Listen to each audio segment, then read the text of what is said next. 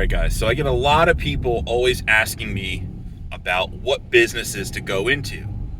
Well, that's a wide question. So I'm going to narrow that down a little bit. What type of business would you want to go into, and what type of things do you like? And you don't have to like the business you're in. You just have to be good at it and persistent at it, and you have to just not hate it. That's the secret. Just don't hate it. Because if it makes you great money, it puts food on the table, it protects your family, how fucking bad can it be? So, for example, I just watched a video about a guy that owns a window cleaning business. And he cleans windows and he charges anywhere from $200 to $500 a house, depending on how many windows they have. And he can do a whole house in, an hour and a half. He said 2 hours max. If it's 2 hours, it's $600. He's like, 'cause that normally means it's a nightmare.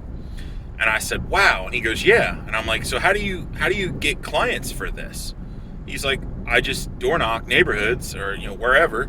He goes, and if it's a trailer, he's like, I'll do it for $50 because I can do a trailer in 10 minutes. Normally it's ground level and I can wipe them off from the outside. $50, $75. And I was like, wow. And he goes, yeah. And I just door knock them.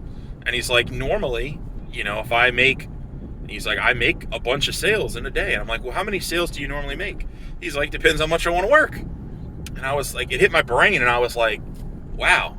He goes, yeah, $250 a house. I need 4 houses for me to make $1,000. And I was like, really? And he's like, really?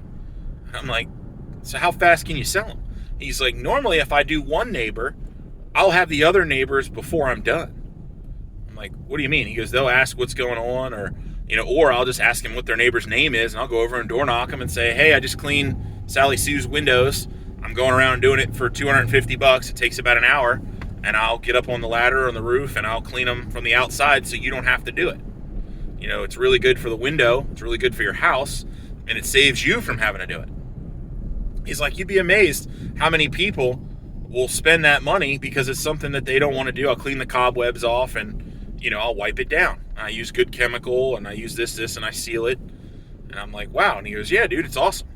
And that got me thinking, there's business opportunity everywhere, like everywhere. And the same day I got done talking to this guy, so I was working on, he asked me about how I would do that pitch because he's trying to train sales reps for his company as they're expanding. He's like, yeah, I just hired 2 guys and I'm trying to teach them how to sell. They can do the window, but I'm trying to teach them how to sell. I'm like, okay. So, and he actually did a consult call with me, paid me, and I broke down what he needed to do. It was awesome.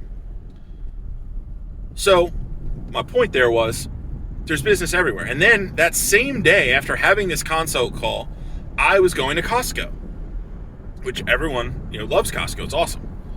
And in the Costco parking lot, I had someone come up to me and say, hey, it looks like your windshield has a chip in it. Now, my windshield definitely does not have a chip in it, but I flat out said, I was like, it could, I doubt it.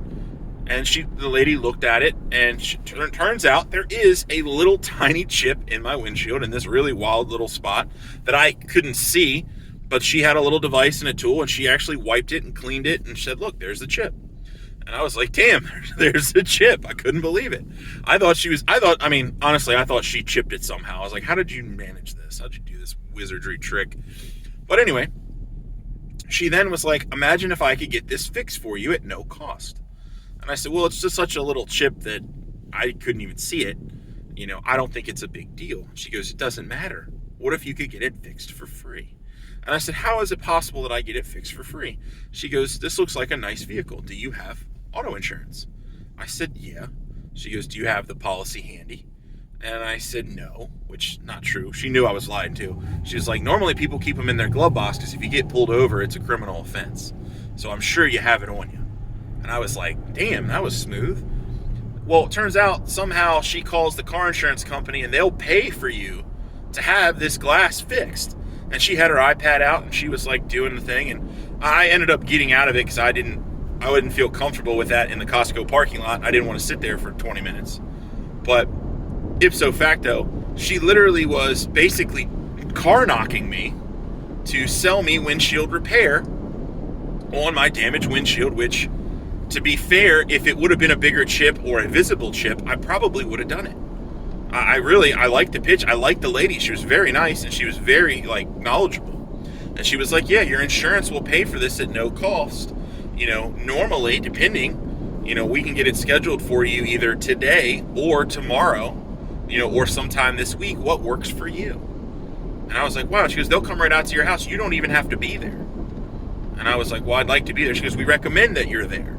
She goes, but they'll come right out and fix it. They don't have to unlock the car or anything. They'll pop the windshield right off and either put a new one, or they'll replace, they'll either replace the one you got if they can't fix it, or they will fix it right then and there. And in this, she's like, it'll be a 20-minute repair.